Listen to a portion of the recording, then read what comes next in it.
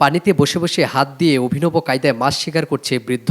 তার পিছনে আরেকটি বোতলও রয়েছে, যা দেখলে আপনারা হয়তো অনেকে অবাক হতে পারেন, কারণ অভিনব কায়দায় উনি এই মাছগুলো শিকার করছে। সকাল থেকে সন্ধ্যা পর্যন্ত এভাবে পানিতে বসে বসে মাছ ধরছে বৃদ্ধ। একটা সময় এই বৃদ্ধ কিন্তু এভাবেই নিজের কৌশলতাকে অবলম্বন করে মাছ মেরে তার জীবিকা নির্বাহ করত। এখনও কিন্তু সেই পন্থাকে বেছে রেখেছেন তিনি।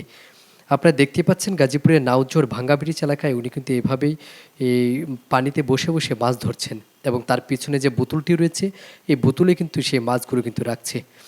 সবচেয়ে আশ্চর্যজনক যে ঘটনাটি হচ্ছে, উনি যে মাছগুলো ধরছে সেগুলো কিন্তু ছোটো মাছ, পুঁটি, মলা, ঢেলা, এসব মাছ। আর সেই মাছ মেরেই কিন্তু সকাল থেকে কিন্তু সন্ধ্যা পর্যন্ত এভাবেই তিনি পানিতে বসে খুব কষ্ট করে কিন্তু সেই মাছগুলোকে তিনি শিকার করেন। সেই মাছগুলোকে তিনি বিভিন্ন লোকের কাছে বিক্রি করেন, এবং যে টাকা আয় করে তা দিয়ে তার সংসার চলে। আমাদের সমাজে কিন্তু অসংখ্য মানুষ রয়েছে যারা হয়তোবা এ ধরনের পেশাকে হয়তোবা অনেকে পছন্দ করে না, কিন্তু দেখতেই পাচ্ছেন যে সৎভাবে ইনকাম করলে আপনি কত কিছুর মধ্যেই আপনি কি ইনকাম করতে পারেন। যে এই প্রায় সকাল থেকে সন্ধ্যা পর্যন্ত আপনি এভাবে পানিতে বসে যদি আপনি মাছ মারেন, এটা কিন্তু অনেকটা কষ্টসাধ্য একটি বিষয়। কিন্তু বলে না, সৎ পথে ইনকাম করার কিন্তু একটি অন্যরকম একটি মজাও কিন্তু রয়েছে। তাই এই বৃদ্ধ এভাবে মাছ মারার দৃশ্য অনেকের হয়তোবা মন কাটতে পারে, কিন্তু সহসাই কিন্তু একজন লোক কিন্তু এভাবে বসে বসে সারাদিন কিন্তু আপনার মাছ মারা কিন্তু একটু অসম্ভব। কারণ একটি পানিতে যখন আপনি নামবেন সেখানে অনেক ধরনের পোকামাকড় রয়েছে, সাপ, জোঁক, অনেক ধরনের প্রাণীর কিন্তু ভয় রয়েছে। সেই ভয়কে উপেক্ষা করে কিন্তু এভাবে কিন্তু বসে বসে কিন্তু মাছ মারছে। আপনারা দেখতে পাচ্ছেন যে এই লোকটি, মানে আমি যতক্ষণ এখানে দাঁড়িয়েছিলাম ঠিক ততক্ষণ সময় কিন্তু এভাবেই কিন্তু বসে বসে উনি মাছ মারছে, এবং একটি মিনিটের জন্য কিন্তু উনি কিন্তু মাটিতে এসে দাঁড়ায়নি, এবং একটু দাঁড়িয়ে কিন্তু করেনি। ওনাকে যখন জিজ্ঞেস করলাম, উনি বলল যে উনি সকাল থেকে এভাবে মাছ মারে, এবং যে বয়মটা আছে সেই বয়মে কিন্তু ইনি মাছগুলো রাখে। মানে খুবই কষ্ট করে এই মাছগুলো তাকে মারতে হয়।